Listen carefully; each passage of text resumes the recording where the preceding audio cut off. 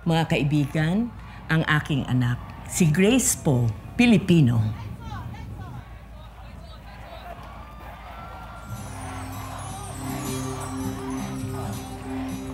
Sa aking nanay, sa aking pamilya, sa aking mga taga-suporta, mga kaibigan at may parehong paniniwala sa ating parehong layunin.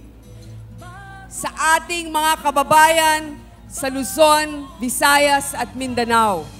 Magandang gabi po sa inyong lahat.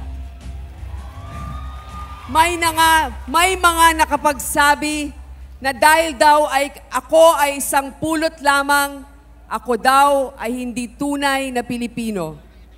Na dahil daw ako ay isang babae, hindi ko po taglay ang lakas at tapang para harapin ang problema ng ating bayan. Na dahil daw ako ay bago at walang bahid, ay hindi ko po kaya ang trabahong ito. May mga nagsabi na sobra daw madrama ang buhay ko. Marahil nga, madrama ang buhay ko.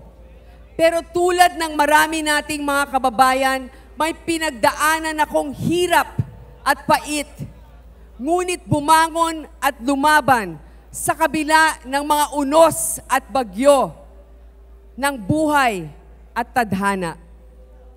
Drama nga siguro ang tawag nila dito, subalit realidad at tunay na buhay ito. Katotohanan ito na araw-araw ay pinagdaraanan ng marami sa ating mga kababayan. Sa kabila ng lahat ng ito, ako ay nakatayo sa inyo ngayon bilang isang Pilipino, bilang isang babae na nakikipaglaban lalo na sa mga mapang-abuso. Ngunit may pagmamahal at malasakit para sa ating mga kababayan na siyang nagbibigay sa akin ng lakas at inspirasyon na magsilbi ng malinis at wasto. Mula sa aking pagkabata, minulat sa akin ng aking nanay at ng aking tatay ang mga katangian ko ngayon. Maging malinis, masipag, at magbanat ng buto. Maging matapang, pero huwag maging mayabang. Matulungin, lalo na sa mga inaapi na mga bata. Gamit ang mga prinsipyo at katangiang ito, ako po ay tumatakbong Pangulo upang ipaglaban ang mga pangangailangan ninyo. Kayong mga ipinanganak na dukha at salat sa yaman. Kayong mga may kapansanan at karamdaman. Kayong nagbabanat ng buto pero di sapat ang kinikita. Kayong mga bata na tulad ko na walang kinagisnang nanay. Kayong mga may mahal sa buhay na kinailangang mangibang bansa at tiisin ang init ng disyerto at ang lamig para lamang matugunan ang pangangailangan ng pamilya niyo. Kayong mga ginigipit ng mga mapang-abuso sa gobyerno. Nandito ako para sa inyo. Nandito ako dahil pare-parehong tayo na may pinaghuhugutan. At pare-pareho tayong hindi sumusuko at patuloy na nangangarap at nagsisikap na mapabuti ang buhay ng ating pamilya at ng ating bayan. Mga kababayan, nagsimula po ang kwento ng aking buhay sa isang simbahan. Kaya minarapat ko rin na sa tapat ng simbahan ilunsad ang susunod na kabanata ng ating buhay. Sabi ng aking ina, anuman ang aking gagawin, natapatan ko ang bawat butil ng pawis, ang bawat tulo ng pawis ng dasal. Kaya dito, sa makasaysayang lugar na ito, sa harap ng bayan, sa mata ng Diyos at ng poong Nazareno, inaalay ko sa inyo ang panatang ito. Ako po si Grace Po, ina, anak, Pilipino, buong puso at tapang na ipagtatanggol ang programa ng gobyernong may puso na ating itatayo. Mga plano ko para sa pamilyang Pilipino, ang mga mithiin ko para sa ating bansa at sa ating mga anak, at doon sa mga taong pilit, dinudungisan ang aking pangalan at pagkatao. Handa ko ring ipagtanggol ang aking pagka-Pilipino ngayon at dito.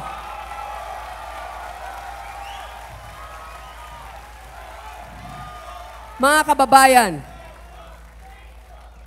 parating na ang gobyernong may puso na magpapalakas sa ekonomiya para makapagbigay ng trabaho sa lahat. Sa mga Pilipinong ginagapang ang edukasyon ng kanilang mga anak, parating na ang gobyernong may puso na sisiguraduhin na sagana sa libro, classrooms ang lahat ng paaralan mula kinder hanggang kolehiyo. Sa mga Pilipinong nagdarasal tuwinang umaalis ng bahay, na sana wag silang ma-hold up at manakawan. Parating na ang gobyernong may puso na dudurugin ang krimen, paparusahan ng may sala, at ikakalat ang maraming pulis na matitino upang ligtas tayo saan man at kailanman. Sa mga Pilipinong napawi na ang mga luha sa pamamalimos ng tulong para sa mahal sa buhay, sa kanilang mga may sakit, parating na ang gobyernong may puso na magpapamodernisa ng mga ospital na may sapat na doktor, gamit at gamot. Sa mga Pilipinong ilang kahig pero walang matuka, na tanging dalangin ang may laman ang kaldero. May kanin sa parati ang inaalay ng gobyernong may puso at maglalagay ng abot-kayang pagkain, kasama na ang pagkain ng lahat ng bata sa mga public schools. Sa mga Pilipinong matagal nang pasan ang mabigat na krus ng mataas na buwis, parating na ang gobyernong may puso na pagagainin ang inyong paghihirap at susuklian ng tama at wastong serbisyo. Sa ilalim ng isang gobyerno, bawal ang tong, ang opisina ay dapat hindi nangungotong at walang proyektong walang patong. Sa mga Pilipinong tinitiis ang kalbaryo ng traffic, hindi lamang dito sa Metro Manila, kundi sa buong Pilipinas. At ang haba ng pila sa MRT na palagi na lang tumitirik. Parating na ang gobyernong may puso na hindi pabaya na ang tugon sa problema ay solusyon at hindi sisi. Sa mga Pilipinong nasa kanayunan, na luha na lang ang ipinandidilig sa lupa dahil walang tubig,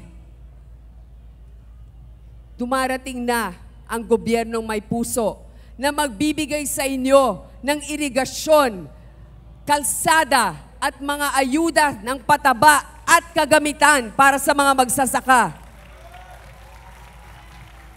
Sa mga Pilipinong kumakatok sa langit, kasama na ako dito, upang humingi ng katarungan, sapagkat minsan sarado ang pintuan ng hustisya.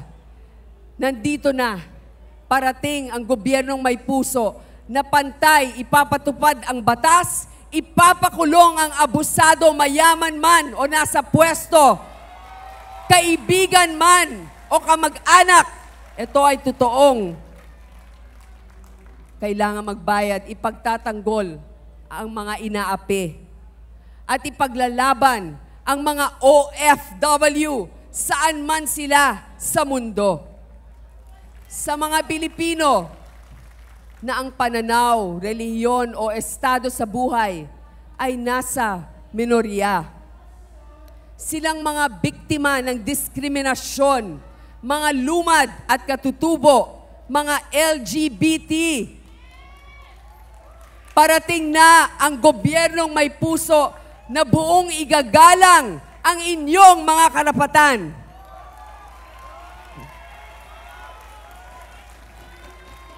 Sa mga Pilipinong tila inaasa na lamang sa pagtaya sa loto na magkakaroon sila ng bahay, nandito na ang gobyerno may puso na sisikapin na magkaroon ng disenteng tirahan ang ating mga kababayan.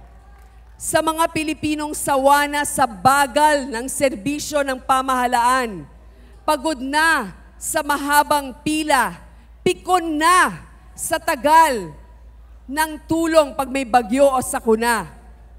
Parating na ang gobyernong may puso na maagap at may malasakit.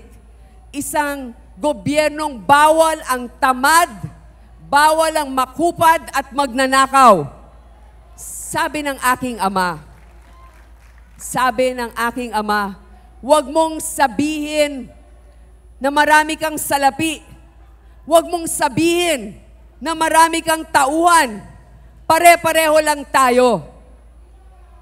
Dapat ang lahat ay maabot ang kanilang pangarap.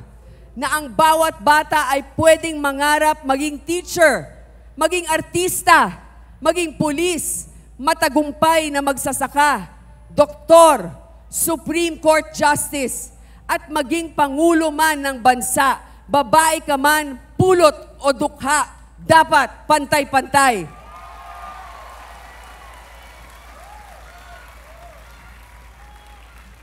Puno na ang salop ng kahirapan.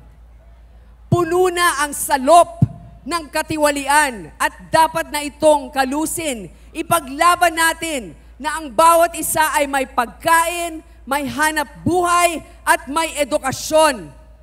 Nakataga sa bato at nakaukit sa aking puso. Hindi ko bibiguin ang tiwala ninyo at ang tiwala ng aking mga magulang. Ako si Grace Poe at sa gobyernong may puso, kayo na ang aking pamilya. Maraming salamat po.